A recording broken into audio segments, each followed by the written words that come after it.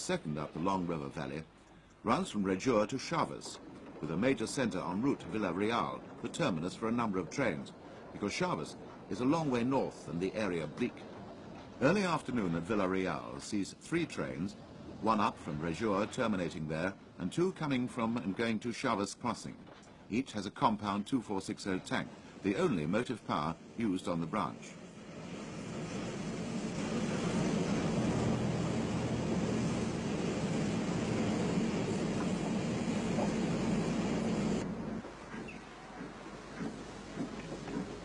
The first mixed, all trains run in this format, behind a spotless number E208, moves out to drop back in the centre road to clear the way for the next northbound train. It consists of 5 tarpaulin wagons and 2 green 6-wheel coaches neatly fitting into the loop. The 2 coaches, one a clerestory, are mostly wooden-seated, giving cheap travel to the local farmers and country folk. But first class is available, with its antique comfort, plush furnishings and antimacassars.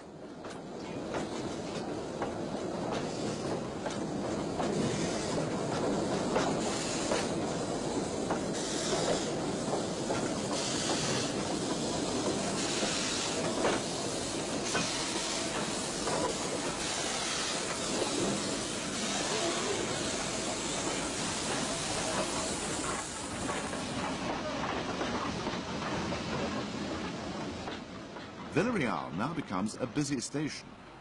Almost as soon as a southbound train comes to a halt, that from Regior comes in fast at the other end of the low platform.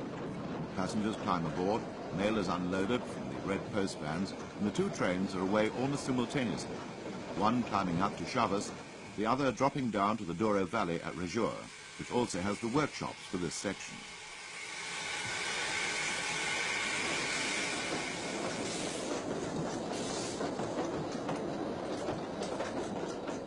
The southbound train drifts out of the station, a compound Mallet tank making easy work of the falling grades, but the twisting curves limit speed to a gentle trot, the power bogies swinging easily into the bends.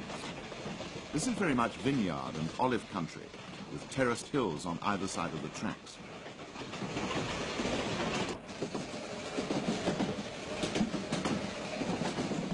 Station stops are short, just time to load and unload passengers and vans. It's a neat and tidy operation.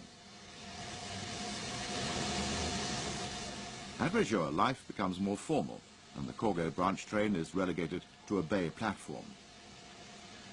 This is very much a dual-gauge station, and in consequence, there are 2 station pilots, an aging 060 tank, number E54, for the meter gauge system, and an equally venerable French-built compound 460, working out its last days on the 5'6"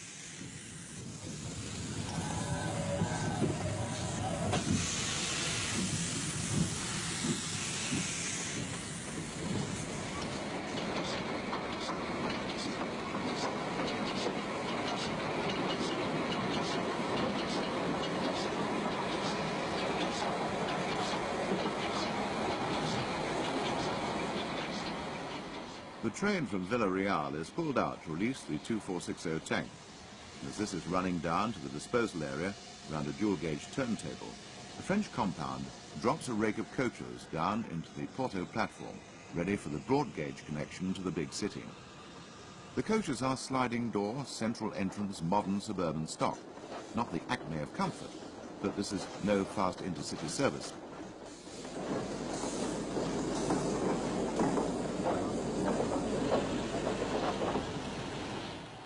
Until recent times, these broad-gauge trains were 100% steam operated, but today the diesels have arrived, and one of these will take the train west. It backs down slowly. To the left is one of the modern 284 tanks now used on the steam services, replacing the 3 classes of 460 which ran the trains for decades.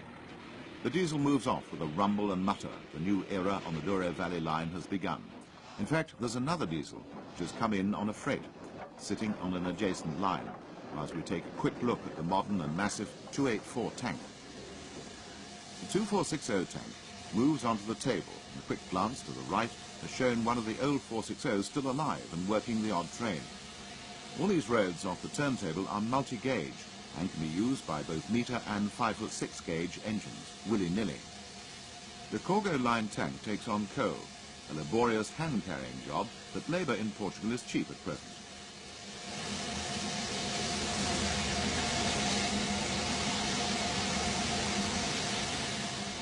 Whilst this is going on, the 284 tank comes in with the mixed going east up the valley, which forms a connection with the evening Corgo line train being marshalled by 060 tank number E54, with a rake of open wagons to precede the coaches. At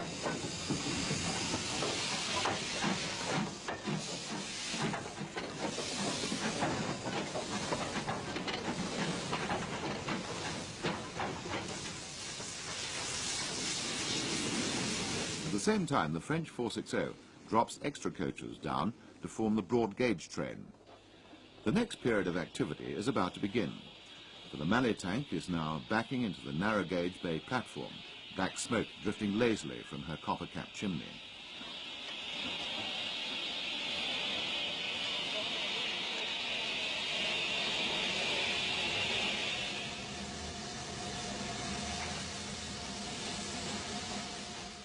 The 284 tank moves off smartly, heading towards the Spanish border, making light of its load. It too carries its number on a brass plate fixed on each side, if one can use that term, of the chimney. The sign of the times are the electric wire warning plates carried on each of the two sand domes, for these engines are also used on the main line, which is fully electrified. As the Corgo line train moves up its twisting tracks on the journey north, it's sad to reflect that soon these smart compound tanks will be ousted by diesel rail cars and diesel locos. They've served their valleys well and earned their retirement.